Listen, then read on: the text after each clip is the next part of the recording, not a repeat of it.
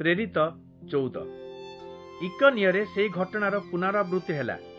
पाउल और बर्नबा उपासना गृह को जाई एपरी भावे प्रचार कले जे बहु संख्यक इहुदी और अण इहुदी माने ख्रीष्टଙ୍କ ठारे विश्वास कले, किंतु अविश्वासी इहुदी माने अण इहुदी मानकु विभ्रांत करी सेमानकु विश्वासी मानक विरुद्ध रे मताइले।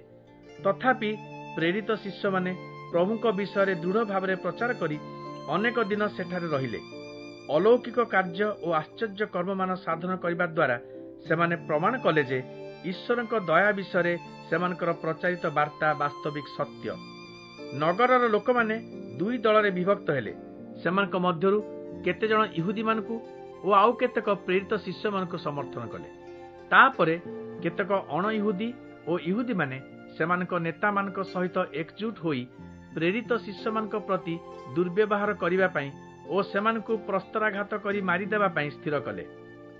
प्रेरित शिष्य माने ए विषय जानी परी लुका अनियार लुस्त्रा और दर्बी नगर को और ता चारिपटे थिबा अंचल को पळाई गले एवं सेठारे शुभ वार्ता प्रचार कले।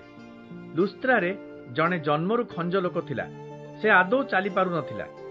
सेठारे बसी से पाउलंकर शिक्षा शुणुथिला। ता मनरे विश्वास जन्मिछि और से सुस्थ होई पारिबो बोली पाउल जानी पारिले। तेणु ता आड़कु स्थिर दृष्टि रे चाही पाउल उच्च स्वर रे कहिले, पादरे भार देई सीधा ठिया हुआ। लोकटे डेई पड़ी चारिपटे चलिबाकु लागिला। उपस्थित जनता पाउलंकर एही कार्य देखि सेमानकर लुका अनिया भाषा रे चित्कार करी कहिबाकु लागिले, देवता माने मनुष्य रूप रे आम्भमानक मध्यकु आसिछंती। सेमाने बर्नबांकु जियस बा देवाधि देव और पाउल प्रधान वक्ता थिबारु तांकु हेर्मिस बा बाकदेवता बोली कहिले। सहर बाहरे थिबा जियस मंदिरर पुरोहित फाटक पाखकु केतक वृष और पुष्प आनिले, कारण से और सेठारे समवेत होइतिबा लोक माने प्रेरित शिष्य मानक उद्देश्य रे बलि उत्सर्ग करिया पई इच्छा करथिले। सेमाने जो कार्य करिबाकु जाउथिले बर्नबा और पाउल ताहा सुनिबा क्षणी निजर वस्त्र चिरी पकाइले और जनता भीतर को दौड़ी जाई चित्कार करी कहिले, तुम्भे माने काहेकि यहा करूच?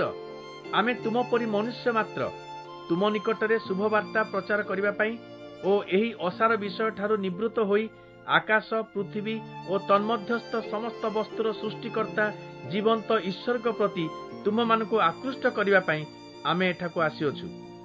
अतीतरे स्व इच्छारे निज पथरे जिबा पई ईश्वर लोकमानकु छाड़ी देइथिले, किंतु तांकर सकल उत्तम कार्य द्वारा से सर्वदा तांकर अस्तित्वर सूचना देइछंती।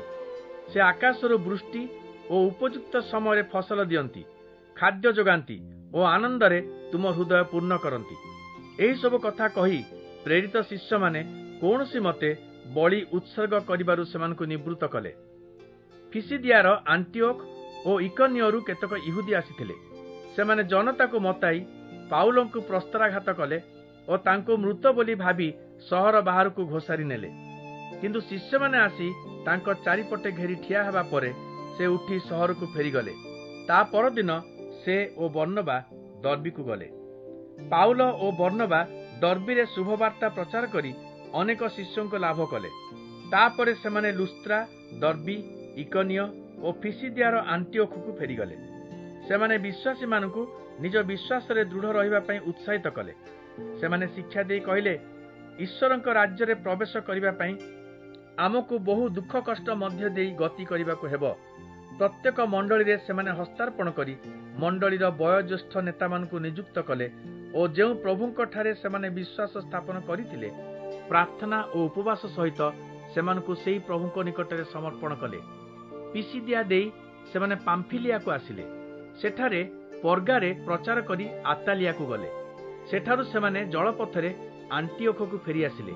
एही आंटिओख रे वर्तमान साधित होइथिबा कार्य निमंते ईश्वरଙ୍କର अनुग्रह द्वारा सेमाने समर्पित होइथिले। सेमाने आंटिओख रे पहुंची मंडलीर लोकमानकु एकत्रित कले।